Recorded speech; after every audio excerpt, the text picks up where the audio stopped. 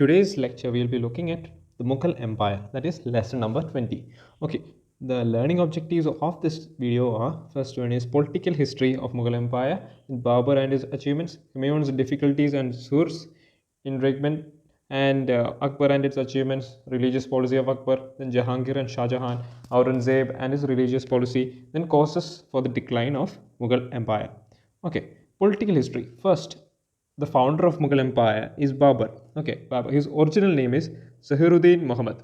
Okay, he was related to Timur on the father side and Genghis Khan from the mother side. But the Mughals always wanted to protect themselves harms from the hereditary character from Timur, because they thought Genghis Khan was a cruel person.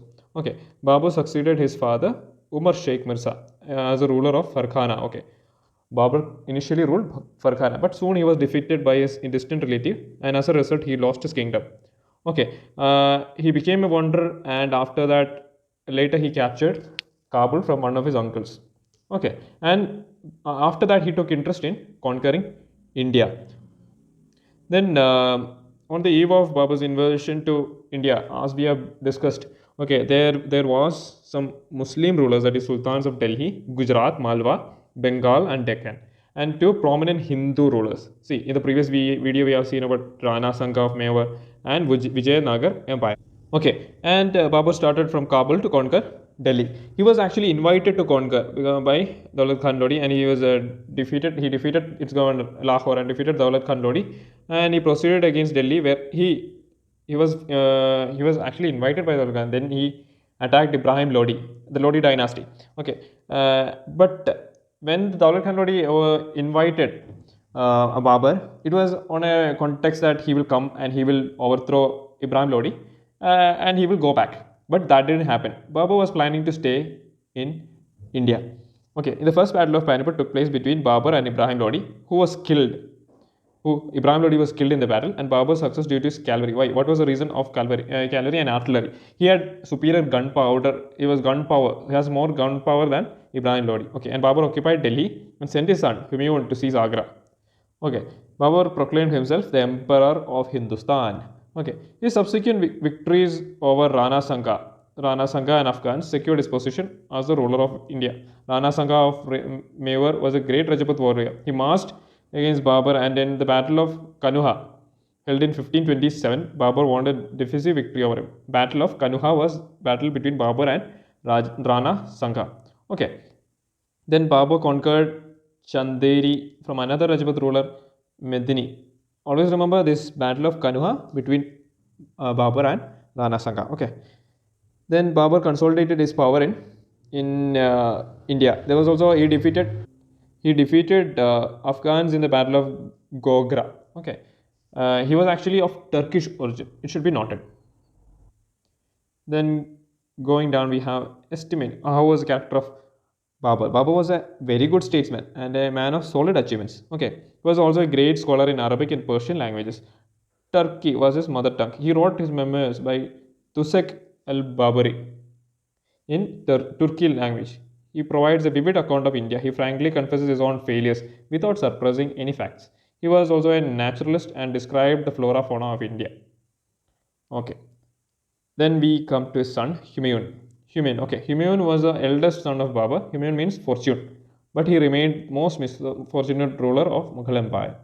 Okay, Humayun had three brothers, Kamran, Askari, Hindal. Humayun divided empire among his brothers, which was a great blunder on his part. Okay, Kamran was given Kabul and Kandahar. Sambal and Alwar were given to Askari and Hindal. Okay, then when Humayun was busy fighting Afghans in the east, he got the news that Bahadur Shah of Gujarat was advancing. There was other sultan, as we read in the earlier part of the chapter. So Bahadur Shah of Gujarat started advancing towards Delhi. Therefore, he made an agreement with Shah.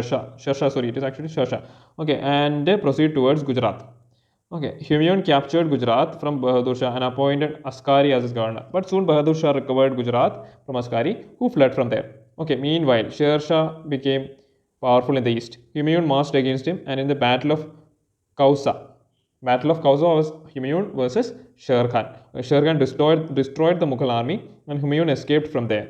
Humayun reached Agra to negotiate with his brothers, but they were not cooperative. See, that was a blunder. His brothers were against him. Okay, Humayun was forced to fight alone against Sher Khan. Okay, Battle of Baligram. This battle is also known as what? Battle of Kannauj. Okay, Humayun was thoroughly defeated by Sher Khan, and after losing his kingdom, Humayun actually lost everything. What Babur conquered, he lost every single city. He lost Agra, he lost Delhi. Every part of Mughal Empire that Babur established was lost to him. Okay, then we will see Sher Khan or Sher Shah Suri. We will see the emergence of the Sur dynasty. Its founder was Sher Shah Suri or Sher Khan. Okay, his original name was Farid. Okay, he was a son of Hassan Khan. Actually, he worked under he Sher Khan worked under Babur. He was actually an accountant kind of job he did. He did it for 3 years, and after 3 years, he went back to his home. So there is a story. It says that when Sher Shah Suri was about to leave, Babur told his counterpart or his minister that you need to keep an eye on Sher Shah Suri because there is a mark that he on his forehead that he will become the king. Okay, king's mark is on his forehead. Okay, it is said like that. Okay, and being an accountant, it helped him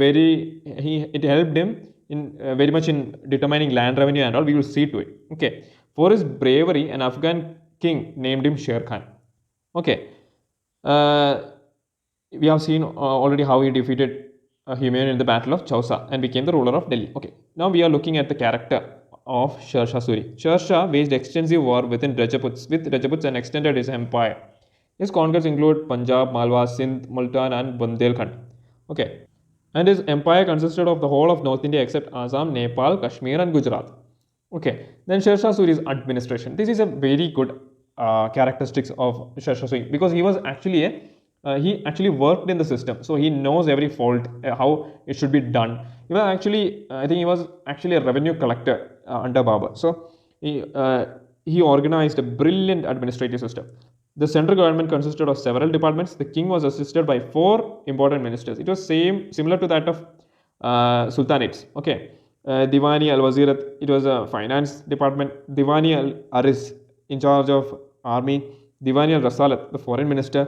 Diwani Insha, the minister of communications or correspondence. All these type of departments were there.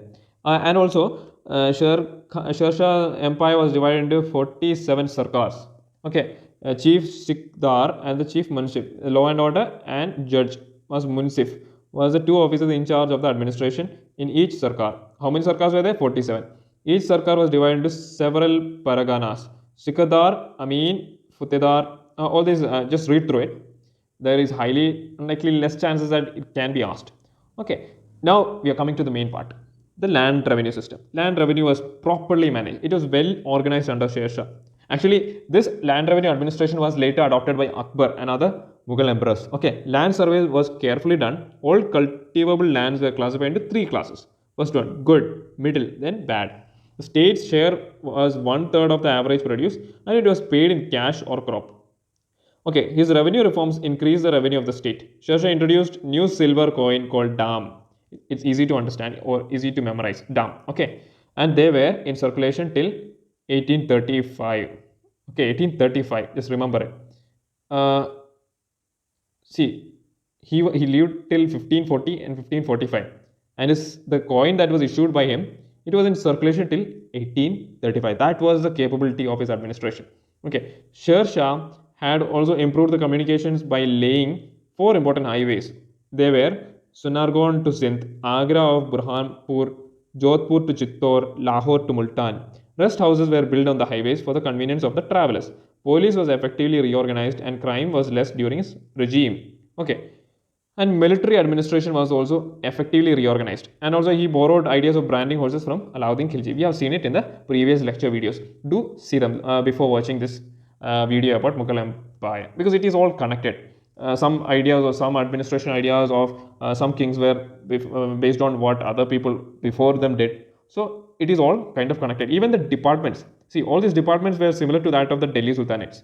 Always remember that. Okay. And estimates character of Sher Shah. Sher Shah was a pious Muslim, generally tolerant towards other religions. He employed Hindus in important offices. He was also a patron of art and architecture. Okay, he built a new city on the banks of river Yamuna near Delhi. Okay, now the old fort called Purana Killa. Okay, its mosque was alone. Now only the mosque is remaining. Okay, he also built a mausoleum in Sassaram, which is considered one of the masterpieces of Indian architecture. Okay, Shah was also patronized the learned men like Malik Muhammad Jasi. Yeah, he's the one who wrote Padmavat. Okay, after Shah's death in 1545, his successors ruled till 1555 when Humayun reconquered India. Okay, the life of Humayun actually gives you some inspiration because he lost everything. Literally, he lost whole of India and he came back and conquered everything back from scratch. Okay, when Humayun left India in 1540, he married Hamida Banu Begum on his way to Sindh. He actually stayed in Amarkot, a Hindu kingdom ruled by Rana Prasad. Okay, Akbar was born in 1542. Humayun was then proceeded to Iran to seek help from its ruler. Later defeated his brothers Kamran and Askari because they were disloyal to him. They didn't help him. Okay, then Humayun defeated the Afghans and recovered the Mughal throne. Okay, in what? In 1555. Afghans means literally from the Sur dynasty. Okay, he died in 1555. 1 year later, he died. How? He fell down from the staircase of his library. Okay, although Humayun was not a good general and warrior, he was kind and generous. He was also learned and a student of mathematics, astronomy, and astrology. He loved painting and wrote poetry in Persian language. We will look into his painting and all when we study about the effects of Mughal Empire. Now we see about Akbar. Akbar was one of the greatest monarchs of India. Okay, he succeeded the throne after his Humayun's death. Okay, he was actually very young. Okay, but his position was dangerous because Delhi was seized by Afghans. Afghans came back. Okay, their commander in chief was Hemu, was in charge of it. In the second battle of Panipat, first battle was between Babur and Ibrahim Lodi. Second battle is Akbar and Hemu. Hemu actually on behalf of Akbar, Bairam Khan was the one who fought him because Akbar was around 13-14 years old at that time. Okay, he was very young. Okay, Hemu was almost winning the battle, but an arrow pierced his eye and he became unconscious and his army fled. Okay, because of that, Akbar won the battle. Okay, he consolidated the Mughal Empire. After 5 years, he removed Bairam Khan and he asked him to go to Mecca. But on the way, Bairam Khan was killed by an Afghan. Okay, Akbar's military conquests were extensive. He conquered northern India from Agra to Gujarat and then from Agra to Bengal. He strengthened the northern frontier. Later, he went to the Deccan. Okay, this is a Mughal Empire under Akbar. Almost all of the northern part is under Akbar. Okay, so we have Lahore over here, we have Delhi, Agra, Ajmer is here, almost Rajput states, all of them were under him, then Bengal, Bihar. These were, before then it was under the Afghans. Okay, Kandesh, Malwa. Okay, and when we look at Aurangazeb, we will see that he conquered the southern parts also. We will see the greater or zenith level of, apex level of Mughal Empire under Aurangazeb. Okay, we will see to it. Now, another important factor is Akbar's relationship with the Rajputs. Okay, the Rajput policy of Akbar was notable. He married Rajput princesses, the daughter of Raja Bharmal. It was a turning point in the history of Mughals. We have seen Jodha Akbar. It is there. Okay, if you guys have seen the movie, it gives a very much detail of the life of Mughals. Okay, do see it. Rajputs served the Mughals for 4 generations. See, according to Akbar, he actually never trusted the Turks and Afghans because they were always after his throne, and he actually trusted the Rajputs more than his own people because Rajputs, they were warring class or they were warriors and they could be trusted. Even though win or lose, they will fight for your cause till they die, till the last blood. Okay, they will fight. That was a quality of Rajputs. Okay, and because of the policy of Rajput policy by Akbar, one by one all states submitted to Akbar. But Ranas of Mewar continued to defy despite several defeats. In the battle of Haldi is the battle between Rana Pratap Singh and the Mughal army led by Man Singh. Okay, remember this. Okay, because Man Singh also, I think he's also a Rajput ruler and they both were against each other. Okay, because it shows how highly positioned, well positioned were the Rajput rulers inside the Mughal system. Okay, following the defeat of Mewar, most of the leading Rajput rulers had accepted Akbar's superiority. Okay. Akbar's Rajput policy was combined with a broad religious toleration. He abolished what? His religious view. It should be admired. Okay. He abolished the pilgrim tax, later the jizya. Okay. Rajput policy of Akbar proved to be beneficial for the Mughal state as well as to the Rajputs. Alliances secured the Mughals the services of the bravest warriors. Rajputs were the bravest of all. Okay. On the other hand, it assured peace in the Rajasthan, and a number of Rajputs who joined the Mughal services rose to important positions. Okay. Now the religious policy. Okay, various factors were responsible for his religious ideas. The important among them was early contacts with the Sufi saints, the teachings of his tutor. His tutor was Abdul Latif. Important point, tutor Abdul Latif. And his marriage with the Rajput woman, his association with intellectual giants like Sheikh Mubarak and his two illustrious sons, Abul Faisi and Abul Fasl, and his ambition to establish an empire in Hindustan. See, Akbar thought that in order to control Hindustan, we need to become like them. Okay, even though they were of Turkish origin, they wanted to become more Indianized. Okay, in the beginning of life, Akbar was a pious Muslim. He was a devout Muslim. Soon after marrying Jodhabai of Amber, he abolished the pilgrim tax and later jizya. He abolished jizya. He allowed his Hindu wives to worship their own gods. Later, he became a skeptical Muslim. Okay, he ordered the construction of Ibadat Khana. Ibadat Khana is house of worship in his new capital, Fatehpur Sikri. Okay, and we have Akbar invited all learned scholars of all religions. Okay, in NCRT it is written that he invited all these scholars from various religions, and they discussed about religion. But he found them to be, religion according to Akbar, it is something that led to conflicts. So he issued his own ideology of a religion called Din Ilahi or divine faith. Okay, it was kind of like universal faith. In order to control, this is another important factor. In order to control the Muslim clerical community or clergy, he issued infallibility decree, in which he was the ultimate power of the religion or the final answer for religious queries. Okay. Okay, now we have Akbar, one of the greatest monarchs of India. He succeeded the throne after his father, Humayun's death. Okay, because even though Humayun defeated the Afghans, they came back under the commander-in-chief of Hemu. In the second battle of Panipat, Hemu was almost at the point of victory, but an arrow pierced his eye and he became unconscious. See, at that time when Akbar was fighting against Hemu, he was only 13 years old. So Bayram Khan is kind of like his uncle. He helped him to secure his throne. Okay. Later, Akbar asked Bayram Khan to go to Mecca, but on his way, Bayram Khan was killed by an Afghan. Okay. And he conquered many parts of Bengal and strengthened his northwestern frontier. This was the area under Akbar. See, we can see this was the area under Akbar. We have Panipat over here, we have Delhi, Agra over here, then Gujarat and Bengal, Bihar. And at the northwestern frontier, he had Kabul under him, then Bihar on the east. All these places were under him. And when we look at this southern part, it was not yet under Mughal rule, but under Aurangazeb. This area was also under the Mughal rule. So we can see the apex or at the highest level, it came under Aurangazeb. Now we will look at the relationship between Rajputs. Rajput policy of Akbar was very notable. Okay, he married many Rajput princes, especially the daughter of Raja Brahmal, and his Rajput served in his Mughals. According to Akbar, he trusted more than Afghans or Turks, he trusted Rajputs more. You know why? Because Rajputs were faithful to him, and they were warrior class. So win or lose, they will fight till the end. Okay, till they die, they will fight for you. Okay, although he was able to pursue many Rajputs to join him, Ranas of Mewar continued to defy him. Okay, and Mughal army under Man Singh in 1576, he defeated Rana Pratap Singh in the Battle of Haldigati. Okay, and following the defeat of Mewar, most of the leading Rajput rulers had accepted Akbar's superiority. Okay, and Akbar's Rajput policy was combined with the religious toleration, and he abolished the pilgrim tax, later jizya. All these things we'll look into it in the religious policy.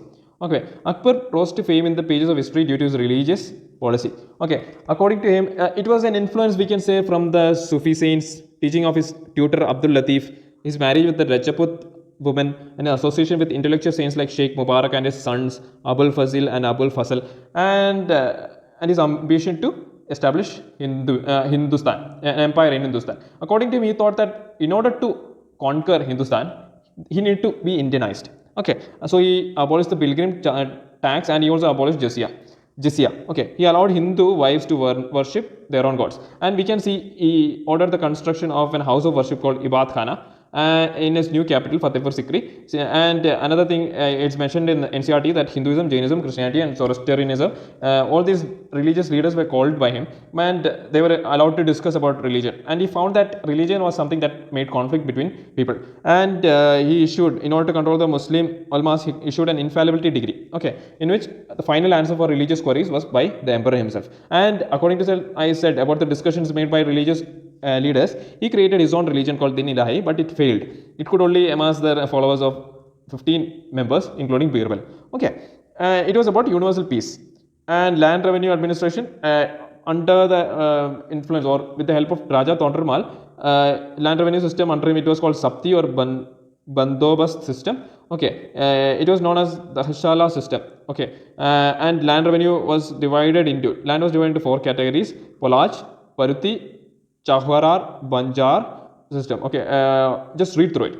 Okay, and Mansabdari system is really important. Akbar introduced Mansabdari system. It was like a grading system in the Mughal Empire. Okay, and it was like ranks were given of the 100 was the lowest, 10 was the lowest, and 5,000 was the highest. And princes of royal blood received the even higher ranks.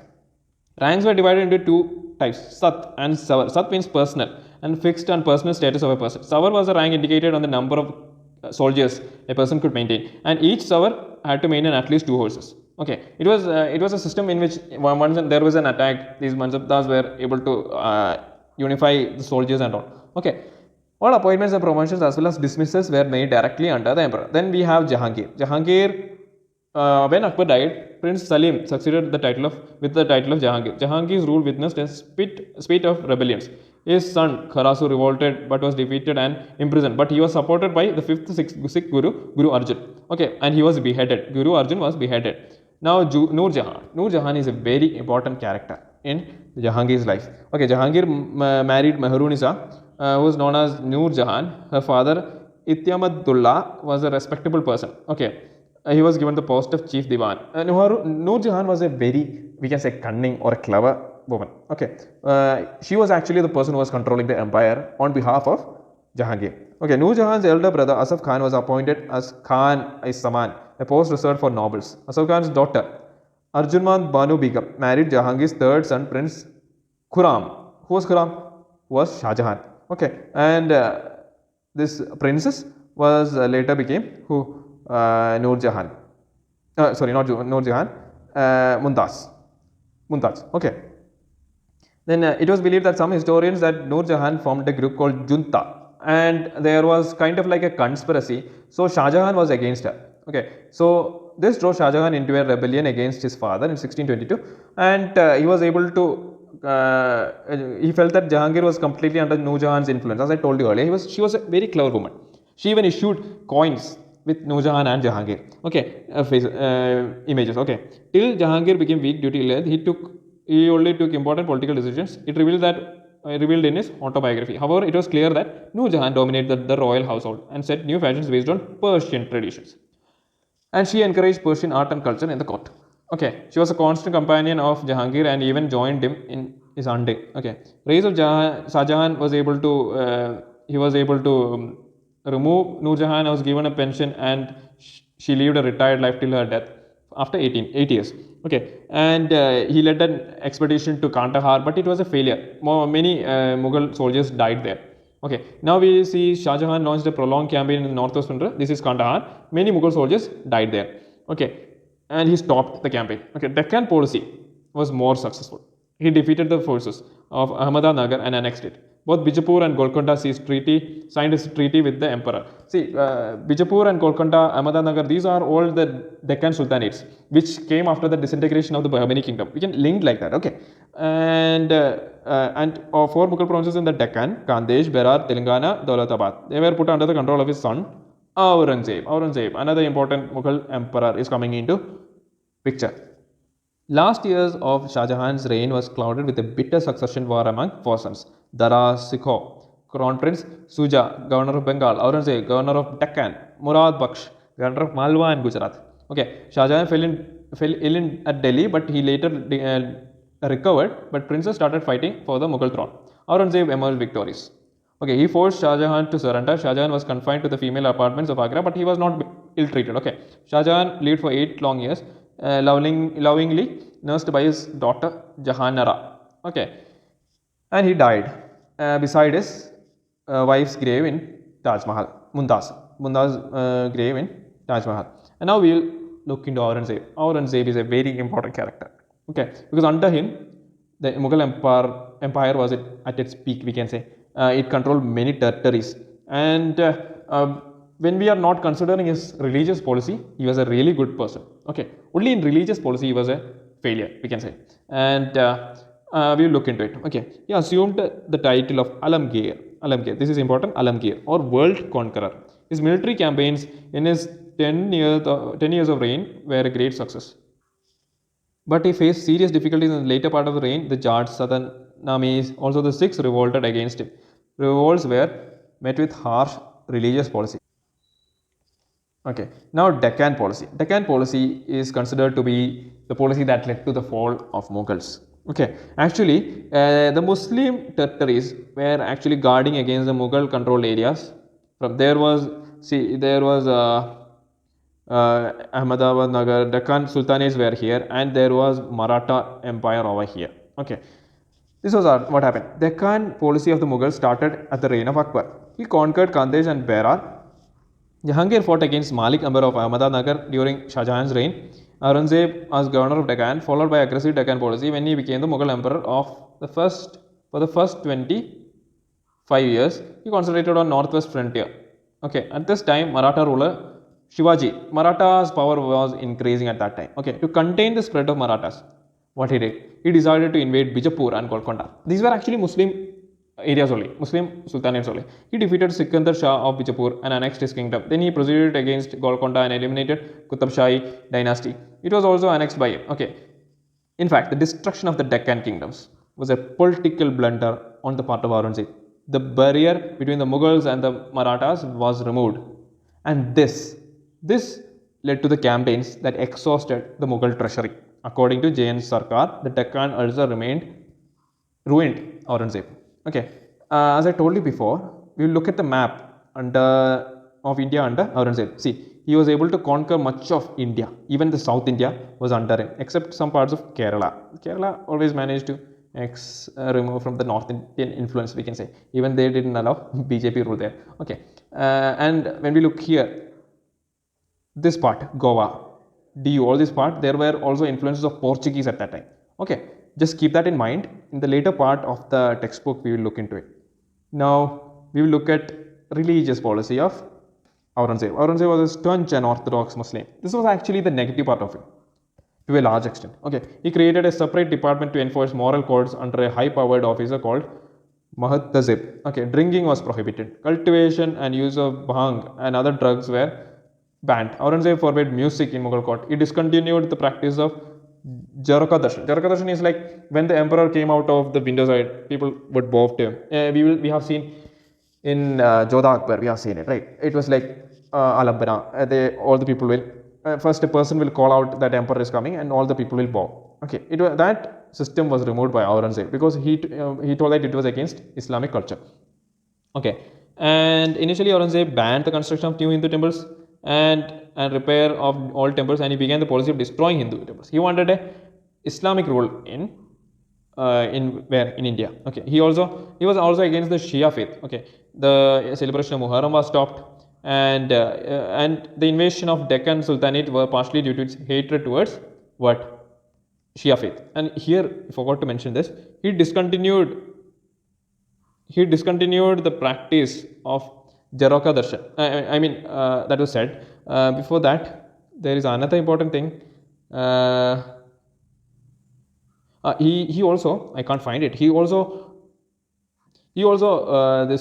prevented the practice of Dasara celebration. Dasara celebration was not allowed. All kind of Hindu tradition or Hindu celebrations were banned by him. Okay. His religious policy was responsible for the turning of Rajputs and the Marathas and Sikhs into the enemies of Mughal Empire.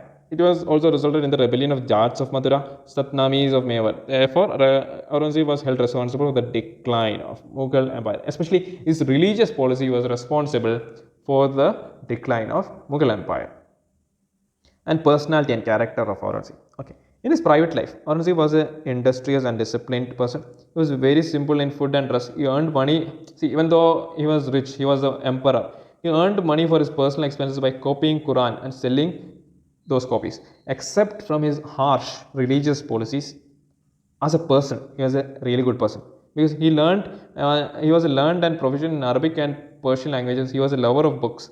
He was devoted to his religion and conducted prayers 5 times a day. He strictly observed the Ramzan fasting.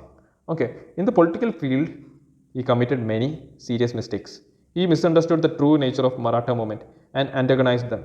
He failed to solve the Maratha problem and left an open sore. His policy towards Shia Deccan Sultanate also proved to be a wrong policy. Okay, religious policy was not successful. Aurangzeb was an orthodox Sunni Muslim, but his move to apply his religious thoroughly rigidly on non-Muslim society was a failure. His antagonist policies towards non-Muslims did not help him to rally the Muslims to his side. On the other hand, it has strengthened the political enemies of the Mughal Empire. And downfall, causes of the downfall of the Mughals. The Mughal Empire declined rapidly after the death of Aurangzeb. The Mughal court became a scene of factions among the nobles. Weakness of the empire was exposed under Nadir Shah.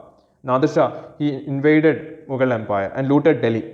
Okay, and there were other causes also because of the Jagirdari system. It was introduced by Akbar, and the proper revenue collection was not happening even during the time of Aurangzeb. Okay, even during the time of Aurangzeb, proper revenue collection was not happening, but the nobles were paid in high amounts. All these reasons led to the downfall and also the invasion from Nadir Shah.